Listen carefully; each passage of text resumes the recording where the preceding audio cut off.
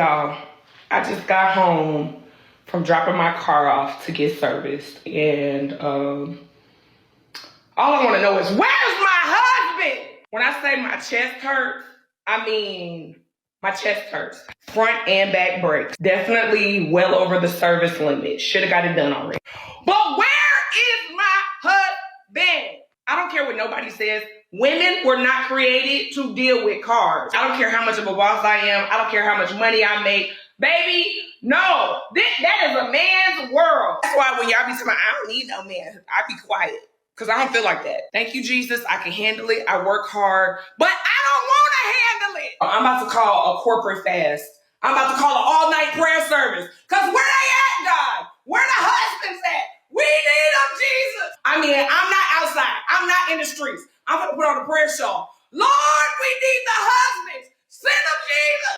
And then people tried to say to me, ma'am, you drive an AMG. Baby, I don't care what I drive. I don't want to deal with it. I just want somebody to be like, baby, don't worry about it. It's handled.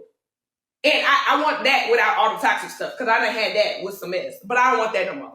Lord, send the husband. And we don't want nobody else's husbands that just want to pay for stuff. We want our own. Send the husband. All right, so you guys heard her. So she gets online and says, hey, when you guys say that you don't need men and all this stuff, I stay quiet because I know I need a husband. I do want to say something that I don't think I've actually said on this channel before that I think is necessary. If you are a modern woman and the only time you think about the value of a man is when you want physical labor, then please stay where you are, man. Please stay where you are. And I do think I speak for most men who do value marriage when I say this. Like if you're somebody who sits there and thinks to themselves, in most cases, I'm cool. And when some shit happens and tragedy happens, that's the only time you think of the value of a man, then you can stay where you are. You obviously don't drink coffee. No, I'll have a tea actually. Really think about that. What type of relationship or friendship would you be happy with where somebody only saw value in you when they needed something? Because this isn't the first time I've actually heard about this. When you hear women who are post-wall victims, meaning hit the wall furiously with speed and precision, face first. I'm not saying she's in that position, right? She doesn't look like she's quite there yet. But there will be a lot of chicks, and we're about to get into it, who will be in the situation where just they're effed up, just bad life decision after the next. And they're like, man, this would be a good time to have a man. This would be a good time to call a man. Do you ever think, how would you feel if you were on the other end of that situation and someone only valued you or only called you when they needed something from you? Let me be more specific. The men who you're letting busted cheeks right now, or the men who've been stringing you along, how do you feel about that dude? How do you feel about him? Well, that's the same type of feeling you trigger in a lot of dudes who look and see that, oh, now you're ready. Now you see value in a man. Because we know that while a lot of these chicks are single, someone out there is sliding through in the night. Fast, not slow. Just got a few comments here. Top comment says, sis heavy on the we don't want nobody else's husband. We want our own, that part. Somebody else here says, that part, sis, Lord, where is my husband? And here's another person who says, we need them, Jesus. Somebody else here added, I heard that called of prayer. Huh? Here's another person who says, hilarious. My wife is blessed. Here's another person who says, ma'am, I needed air and said the same. This life ain't for me, she says. We need him, Jesus. So another video I saw that was a perfect illustration for this, man, is this video right here. The title of this video is Black Women Over Tradition, Jonathan Majors' Modern Womanhood and the Burden of Reinventing Black Men. All right. Check it out. So when modern woman, right, we are protecting ourselves because now it's coming to the situation where we're blamed for things. Even when we jump behind and help and try to save somebody, we're the issue there. So is that the modern day woman? No, the modern day woman is just, we've gotten to such a privilege of being able to shift the narrative of what womanhood looks like. Look who was the first to speak. Let's keep listening. Like my mom married to get out of her house, and her mom did the same thing. Right. And I couldn't imagine that for myself. You know, I'm 39 years old now, and I would like to be married and get in a committed relationship and all of that, but I don't want to do so just to like escape or welcome in this next part of my life that I think this person is going to usher me into. I don't want to be nobody's Coretta. Like, I'm having a great time being Oprah. Whoopi. I like all the people that don't want nobody up in their house. What about when you want a sugar daddy? I really do. It's a We talked about this, and I told you there's a website for that. Why what is your reasoning behind that? I mean, I know that there's a lot of negativity around that, but I would love to be taken care of and not be any of my money.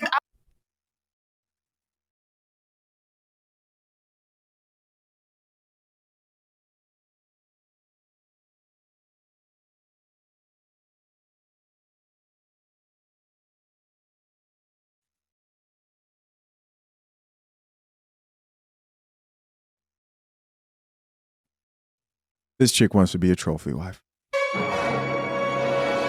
Do you guys see what I'm talking about here? We have a panel of the same chicks here who've been struggling ever since I started creating content.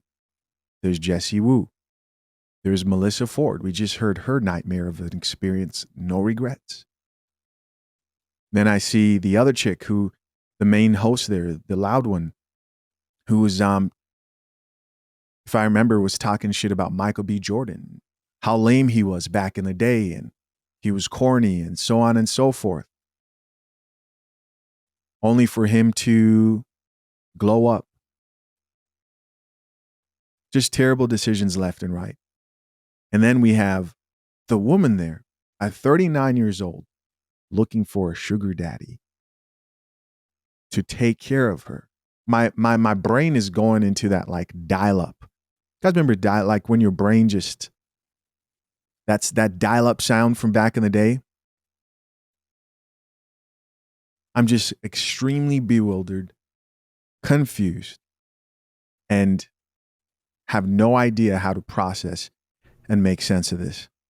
I don't want the control part. If I can cater it. 9 times out of 10, when you're leading with the money, it's because you want to be able to control the person. Yeah. So you use the money to kind of keep Draw them in a certain way. Yeah, but even the broke ones, they want. They They want do. control Yeah, too. they Which is why the modern woman is out here kicking doors But you down. also said, no, but a real man is going to provide and not have to look at it as, well, I'm providing for you so I can control you. Eventually, it all will. Do you have to be out this late? Is it, why are you coming in this late? That might be respect. Because it's my job. I'm a comedian. I have to be at nightclubs till probably 2:30 in the morning. Like, and Ma'am, you just need to chill at the nightclub. Because I'm a comedian, nightclubs. Wow.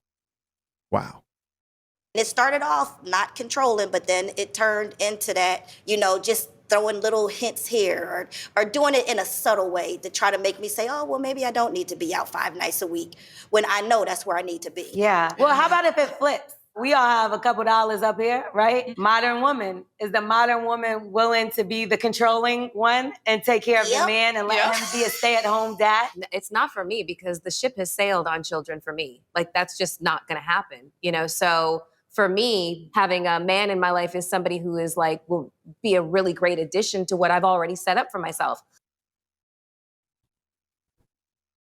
Melissa Ford, everybody.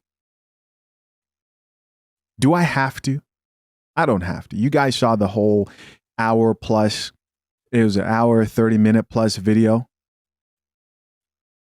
Failed engagements, picking men, losing a very good man. In her words, not mine. Right? How do you know? She said it. She said it.